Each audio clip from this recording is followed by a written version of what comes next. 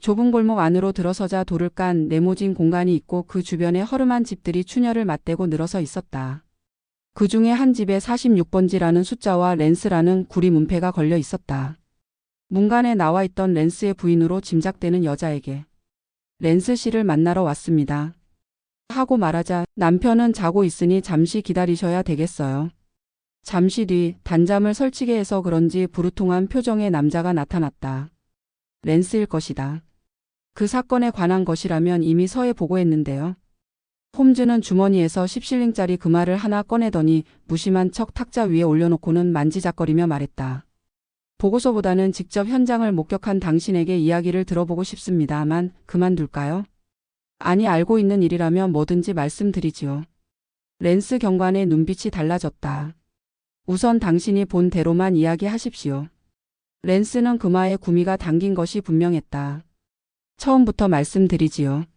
내 근무 시간은 밤 10시부터 아침 6시까지였습니다. 밤 11시경 화이트 하트 술집에서 한바탕 싸움질이 있었을 뿐 순찰 구역에는 별 이상이 없었습니다. 밤 1시경에 비가 뿌리기 시작했습니다. 그리고 나서 얼마 뒤 아마도 2시가 지났을 겁니다만 다시 한 바퀴 돌고 브릭스턴로 쪽에는 이상이 없을까 해서 그리로 갔습니다. 비가 오고 바람이 불어 꽤나 으스스한 밤이었지요. 도중에서 마차를 2대 만났을 뿐 길에는 사람의 그림자도 보이지 않았습니다. 이거 우리들끼리의 이야기입니다만 그런 밤에는 뜨겁게 데운 진을 서너 잔 마시면 몸이 풀리겠다고 생각하며 걸어가니 바로 그 집에 불이 켜져 있는 것이 눈에 띄더군요. 글러대 로리스턴 로에 새들어 살던 사람이 장티푸스로 죽었다는 것을 나는 알고 있었습니다. 그런데 창문에서 불빛이 새어나온다는 것은 뜻밖의 일이었지요. 무언가 이상하다고 생각했죠. 그래서 현관까지 갔는데 홈즈가 끼어들었다. 현관까지 갔다가 되돌아 나왔지요. 왜 그랬나요, 그때? 랜스는 움찔 놀라면서 홈즈의 얼굴을 살펴보았다. 되돌아 나왔지요. 그걸 어떻게 아십니까? 실은 현관까지 가보니 쥐죽은 듯 집 안이 조용해서 기분이 나빴던 겁니다. 그래서 누군가 함께 들어가 볼 사람을 찾으러 길가로 다시 나왔던 거지요. 살아있는 인간이라면 어떤 자든 겁날 게 없지만 장티푸스로 죽은 사람의 유령이라면 상대가 곤란하거든요. 그래, 길에는 아무도 없습니다. 사람은커녕 강아지 새끼 한 마리 보이지 않았습니다. 별 수 없이 나는 다시 현관 쪽으로 가서 문을 열었습니다. 인기척은 없더군요. 그래서 불빛이 보이는 방으로 살금살금 다가가 보았습니다. 벽난로 모서리 위에 놓인 촛불이 흔들리고 바닥에. 그만 당신이 본 것은 우리도 보았습니다. 당신은 방 안으로 급히 걸어 들어가 시체 옆에 가서 살펴보고는 방에서 나와 부엌 쪽의 문이 열리는지 밀어보았습니다. 그리고는 당신은 어디에 숨어 모두 지켜보고 이러는군. 그렇지 않으면. 홈즈는 웃으면서 랜스에게 명함을 던져주며 말했다. 그렇지 않으면 내가 범인일지도 모른다는 말입니까? 하지만 나는 사냥개이지 늑대가 아닙니다. 그 점은 레스트레이드나 그레그슨 경감에게 물어보면 됩니다. 그래, 그 다음엔 어떻게 했지요? 랜스는 다시 의자에 주저앉았지만 귀신이 곡할 노릇이라는 표정이 되어 있었다. 나는 마당으로 나가 호루라기를 불었습니다. 그러자 곧 2명의 동료가 달려왔지요. 그때에도 길가에 아무도 보이지 않았습니까? 예, 아무도 도움이 될 만한 사람은 말입니다. 그게 무슨 뜻인가요? 랜스 경관이 싱긋 웃었다. 나도 지금껏 몇 번이고 술에 취해 보았습니다만 그렇게 골아떨어진 주정뱅이는 처음 봤습니다. 내가 호루라기를 불고 나갔을 때 그자는 나무 울타리에 기대어 콧노래를 부르고 있었습니다. 흐느적거리는 품이 도저히 도움을 청할 만할 몰골이 아니었습니다. 어떤 사람이던가요? 랜스는 별 쓸데없는 것도 다 물어본다는 얼굴로 퉁명스럽게 대꾸했다. 하여간 형편없는 주정뱅이였다니까요. 그때 그런 일만 없었다면 유치장에 처박았을 겁니다. 홈즈가 갑갑하다는 듯이 다시 한번 질문을 했다. 얼굴이나 복장은 살펴보지 않았습니까? 그야 안 볼 수 없었지요. 달려온 동료와 함께 안아 일으켜 주었으니까요. 키가 큰 편이고 얼굴은 붉은 편인데 얼굴 아래쪽은 천으로 가려져. 홈즈가 외쳤다. 됐소. 그래, 그 남자는 어찌했습니까? 랜스는 내뱉듯 말했습니다. 그 판국에 그런 사람을 돌볼 겨를이 있습니까? 없어진 걸 보면 집으로 돌아갔겠지요. 복장은? 갈색 코트를 입고 있었습니다. 손에 마부용 채찍을 들고 있었을 텐데 채찍? 아니요. 홈즈가 중얼거렸다. 그럼 놓고 왔군. 그 뒤에 마차를 보았다든가 마차가 굴러가는 소리 못 들었나요? 보지도 듣지도 못했습니다. 홈즈는 자리에서 일어서서 모자를 집어들며 말했다. 이 금화는 술값이나 하시오. 그런데 랜스 씨 유감스럽지만 당신은 경찰에서 출세할 생각을 버리십시오. 그 머리는 장식물이 아닌 이상 써먹어야 할 게 아닙니까? 당신은 간밤에 형사부장이 될 뻔했습니다. 당신이 안아 일으킨 그 남자야말로 사건의 열쇠를 쥔 인물이고 우리가 찾는 인물입니다. 그래, 그 남자한테서 술 냄새가 납디. 와트슨, 우리는 가보세. 우리는 눈만 끔벅이고 있는 랜스 경관을 남겨둔 채 마차 쪽으로 걸음을 옮겼다. 마차를 타고 하숙집으로 향하면서 홈즈가 눈살을 찌푸리며 말했다. 바보 같은 사람이야. 그렇게 좋은 기회를 만나고도 범인을 놓아 보내다니. 나로서는 납득이 안 가는 점이 있네. 그 인물에 대해서 랜스가 이야기한 바로는 자네가 말한 두 번째 남자가 틀림없는 것 같은데 일단 도망갔으면 그만이지 왜 일부러 돌아왔을까? 반지라네. 그 남자는 반지 때문에 돌아온 것이 분명하네. 그 남자는 달리 붙잡지 못한다고 해도 반지로 낚을 수는 있을 것 같네. 아니, 이번 일은 자네에게 감사를 해야겠어. 자네가 아니었다면 나는 개입하지 않았을지도 모르네. 그리고 지금까지의 그 어느 것보다도 흥미진진한 연구를 할 기회를 놓쳤을 거야. 그래, 이번 사건을 주홍색 연구라고 부르기로 할까 하네. 인생이라는 무색의 실패에는 살인이라는 주홍색 실이 감겨져 있네. 우리의 일은 그것을 풀어헤치고 가려내어 한 올도 남김없이 드러내 보이는 작업이라네. 와트슨. 자, 그럼 가볍게 식사를 하고 넬다 여사의 연주회나 들어가 갈까? 그녀의 연주는 기가 막히지. 홈즈는 마차의 등받이에 기대어 종달새처럼 기분을 바꿨으나 나는 이 사건에 대해서 깊은 생각에 잠겼다. 광고를 보고 온 손님. 나는 몸이 허약한 데다 오전 내내 돌아다니 탓으로 오후가 되어서는 피로를 느꼈다. 그래서 홈즈가 연주회에 가고 나서 소파에 몸을 눕히고는 두어 시간가량 잠을 자기로 했지만 여간에서 잠이 오지 않았다. 여러 가지 일로 신경이 곤두섰거니와 요상한 공상이 꼬리를 물고 있는 것이다. 눈을 감으면 살해된 남자의 일그러진 얼굴이 떠올랐다. 생각하면 할수록 그 남자가 독살되었다는 홈즈의 추리는 의당한 것으로 생각되었다. 홈즈가 시체의 입 언저리의 냄새를 맡은 것도 무엇인가 짚히는 것이 있어서였을 것이다.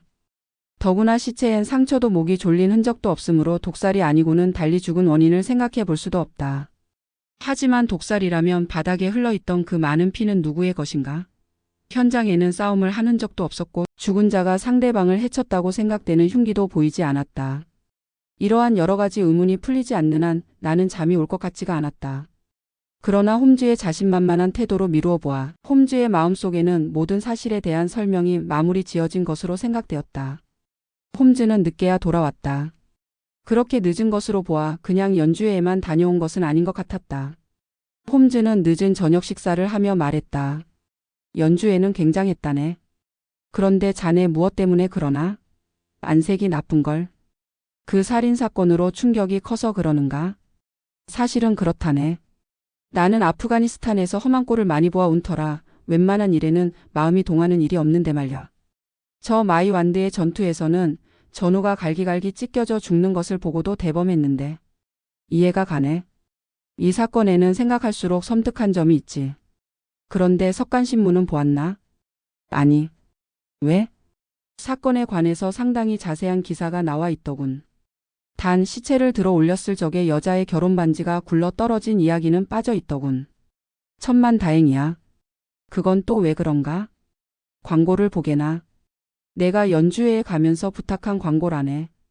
홈즈가 신문을 건네주며 지적한 분실 문란을 보니 그 첫머리에 다음과 같은 광고가 나 있었다. 오늘 아침 브릭스턴로 화이트 하트 주점과 홀랜드 그로브 사이의 길 위에서 금으로 된 결혼 반지를 주었음. 오늘 밤 8시에서 9시 사이에 베이커가 221번지 비오 와트슨에게 연락 바람. 자네의 이름을 함부로 사용한 걸 용서하게. 하지만 내 이름을 썼다가는 경찰이 냄새를 맡고 쓸데없는 개입을 할지도 몰라서. 아니, 상관없네. 하지만 누가 금반지를 찾으러 오면 어쩐다. 홈즈가 금반지를 하나 내 손에 쥐어 주었다. 걱정할 것 없네. 이걸로 대용하면 되니까. 모양이 같은 것을 고르느라고 애먹었다네. 그래, 자네는 어떤 사람이 광고를 보고 올 것이라고 예상하나? 물론 갈색의 코트를 입고 불그스레한 얼굴에 앞이 네모진 구두를 신은 그 남자가 오겠지. 만일 본인이 오지 않으면 공범자를 보낼 걸세. 그쪽에서는 이 일이 혹시 위험하다고 생각하진 않을까? 그럴 걱정은 없네. 내 추리가 정확하다면 아니 아무리 생각해도 틀림없네만. 그 남자는 어떤 위험을 무릅쓰고서도 반드시 반지를 찾으러 올 걸세. 아마도 드리버의 시체 위에 몸을 굽혔을 적에 반지를 떨어뜨리고도 그때는 그것을 몰랐을 걸세. 현장을 떠나서 한참 가다가 반지를 잃었다는 것을 알고 급히 현장으로 되돌아왔지만 촛불을 끄지 않은 실수로 이미 경관이 와 있었고 호루라기 소리에 경관들과 맞부딪히게 되자 의심을 사지 않기 위해서 술주정뱅이로 가장했던 걸세. 여기에서 한번 그 남자의 입장이 되어서 생각해보게. 그로서는 혹시 그 반지를 급히 현장에서 나와 도망치다가 길가에 떨어뜨렸을지도 모른다는 생각을 할 게 아닌가.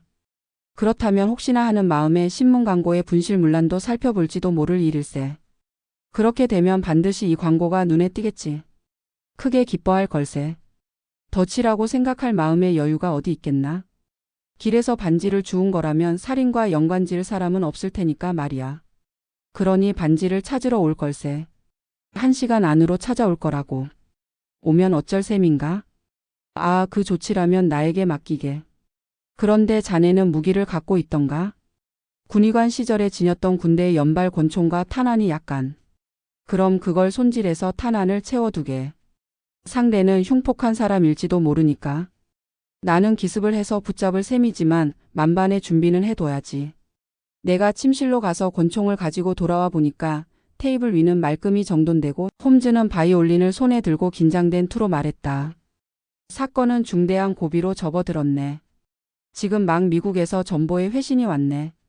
내 판단은 틀림없었어. 그렇다면? 차차 알게 될 걸세. 그 권총은 보이지 않게 간수하게. 그자가 나타나더라도 태연하게 이야기를 하게나 뒷실은 나에게 맡기고. 얼굴을 자세히 살펴보거나 해서 상대방에게 불안감을 주었다가는 눈치를 챌지도 모르니까. 내가 시계를 보고 말했다. 8시가 넘었네. 이제 곧 나타날 걸세. 문을 조금 열고 열쇠는 열쇠 구멍에 꽂아 놓아주게. 고맙네. 뭐라? 벌써 온 모양인걸. 현관 쪽에서 초인종이 울렸다. 홈즈가 조용히 일어나 자기 의자를 문 쪽으로 옮겼다. 가정부가 현관 쪽으로 나가 문을 여는 기척이 들렸다. 웅얼웅얼하는 말소리가 들렸다. 와트슨 씨의 하숙집이 맞습니까? 가정부가 그렇다고 하는 모양이었다. 곧 계단을 올라오는 소리가 들려왔다. 더디고 끄는 듯한 발소리였다. 홈즈는 그 소리에 귀를 기울이고 있다가 고개를 갸우뚱했다. 발소리는 천천히 복도를 걸어와 가볍게 문을 노크했다. 들어오십시오. 그런데 예상한 우락부락한 남자가 아니라 주름살 투성이의 노파가 문을 빠끔히 열고 들어왔다. 밝은 불빛에 눈이 부신지 허리를 구부려 절을 하고는 눈을 끔벅거리며 약간 떨리는 손으로 옷을 추슬렀다. 흘끔 홈즈의 얼굴을 살피니 실망한 표정이 스쳐 지나가는 것이었다. 노파는 석간신문을 꺼내더니 우리에게 광고란을 가리켜 보였다. 저 신사분들. 나는 이 광고를 보고 찾아왔다오. 브릭스턴로에서 주었다는 금반지 말이오. 내 딸인 셀리의 것이라우. 그 애는 작년에 결혼했는데 남편은 유니온 기선에서 일하고 있지요. 돌아와서 그 반지를 잃어버린 것을 알게 되면 무슨 난리를 칠지도 모르니까요. 사위란 녀석은 성질이 거친 데다가 술이라도 마시면 망난이라우. 실은 어젯밤 딸아이가 서커스 구경을 간다고 나갔다가 그만. 나는 반지를 내보이며 물었다. 이 반지가 따님 것이 틀림없습니까? 노파는 소리쳤다. 맞아요. 오 하나님. 감사합니다. 이제 셀리는 살았습니다.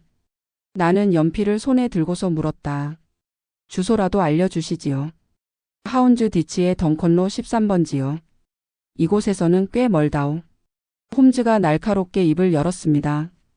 하운즈 디치에서 서커스단이 진을 치고 있는 템스 강변으로 가자면 브릭스턴로를 거칠 필요가 없을 텐데요.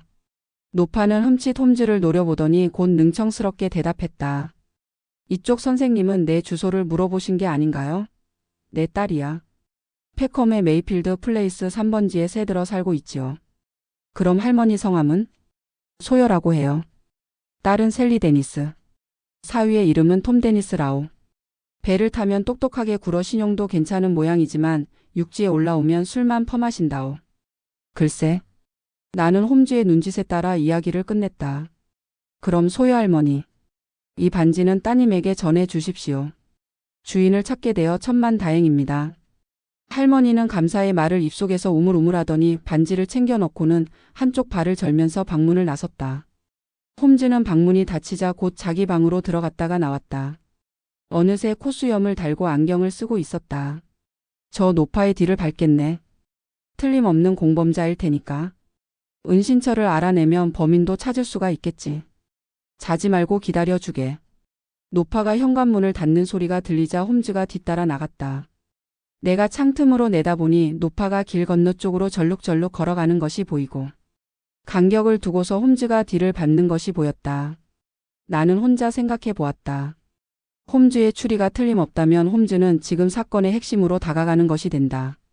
홈즈는 나더러 자지 말고 기다려달라고 했지만 그럴 필요가 없었다. 미행 결과를 알기까지는 궁금해서 자려야 잘 수가 없었던 것이다. 홈즈가 나간 것은 밤 9시가 다 되어서였다. 얼마 뒤에야 돌아올지 알 수 없었지만 나는 담배 파이프에 연기를 내뿜으며 머릿속에 들어오지도 않는 책을 뒤적거리며 기다렸다. 마침내 10시가 지나고 가정부가 자기 방으로 가는 문소리가 들렸다. 곧 11시가 되고 이번에는 하숙집. 주인 아주머니가 침실로 가는 듯 차분한 발소리가 방 앞을 스치고 지나간 지도 오래되었다. 마침내 홈즈가 울리는 초인종 소리가 들렸다. 나는 달려나가 문을 열었다. 그러나 홈즈의 얼굴을 보는 순간 그의 미행이 실패였다는 것을 짐작할 수 있었다. 홈즈는 마음속에서 쓴 웃음과 분함이 한동안 뒤범벅이 되는 듯 하더니 쓴 웃음 쪽으로 마음을 돌린 듯 낄낄 소리를 내어 웃었다. 이 실수 많은 경시청 나리들에게 숨기고 싶구먼. 그들은 노상 나에게 놀림을 받고 있는 터라 이 이야기를 들으면 얼씨구나 좋아할 테니 말일세. 하지만 내가 이렇게 웃을 수 있는 건 결국 언젠가는 범인들의 길을 꺾게 된다는 자신이 있기 때문이라는 것만은 알아주기 바라네. 어떻게 된 일인데 그러나? 뭐 실패담이라고 못할 건 없지. 그 노파는 한 발을 절면서 매우 숨이 찬다는 듯이 어기적거리더군. 그러더니 때마침 지나가는 빈마차를 세우는 게 아닌가. 나는 노파가 갈 곳을 뭐라고 되는지 들어보기 위해 눈치채이지 않게 조심을 하면서 바짝 가까이 갔었네. 그러나 그렇게 애를 쓸 필요도 없었어. 노파는 길 건너에서도 들릴 만큼 큰 소리로 하운즈 디치의 덩컨로 13번지로 가요. 라고 외치더군. 나는 그렇다면 그 주소는 진짜였구나. 하고 생각하면서 노파가 마차 속으로 올라타는 것을 확인하고는 마차의 뒷공무니에 달라붙었네. 마차 뒷공무니에 달라붙는 건 탐정이라면 누구나 익혀두어야 할 기술이지. 마차는 곧 움직여 목적지인 덩컨로까지 쉬지 않고 달렸네. 나는 13번지에 도착하기 전에 마차에서 뛰어내려 행인으로 가장하고 뒤쫓아갔지. 곧 마차가 멈추고 마부가 내리더니 출입구 앞에 다가가 손님이 내리기를 기다리더군. 그러나 아무도 내려오지 않는 거였네. 내가 급히 가보니 마부가 어두운 마차 안을 들여다보며 욕설을 퍼붓고 있는 게 아닌가. 마차 안에는 노파의 그림자도 보이지 않는 거였네. 나는 마부와 함께 13번지의 문을 두드려 보았지만 소여라는 노파의 이름은 들어본 적도 없다는 게 아닌가. 나는 어안이 벙벙해졌다. 그렇다면 그 절룩거리는 노파가 마차가 달리고 있는 동안 마부나 자네에게 들키지 않고 빠져나갔다는 건가? 노파라고? 천만에. 이렇게 쉽게 넘어가다니. 우리가 노망한 늙은이 꼴이지 뭔가. 그 노파는 젊은 남자가 변장한 것임에 틀림없어. 더구나 운동신경이 발달한 남자라서 연기도 배우를 뺨치는 자일세. 정말 그 변장하며 노파 행세는 일품이라고 할 수밖에 없네. 그자는 미행을 당하는 것을 알고는 마차를 이용하여 나를 따돌린 걸세. 내가 마차 뒤에 달라붙는 순간 마차에서 내려버렸겠지. 아마도 내가 노리는 상대는 한 사람은 아닌 것 같네. 스스로 위험에 뛰어드는 일당이 몇 명은 있는 것 같아. 그런데 와트슨 자네는 이미 피로가 겹치고 겹쳤을 것 같군. 자, 잊어버리고 잠이나 자세. 사실 나는 극도의 피로를 느끼고 있었다. 침실로 물러가며 뒤돌아보니 홈즈는 벽 난로 가에 서 있었다. 그리고 잠시 뒤 낮게 바이올린 켜는 소리가 들려왔다. 홈즈는 저렇게 밤을 새우며 이 불가사의한 사건을 생각하고 있는 것이 틀림없었다.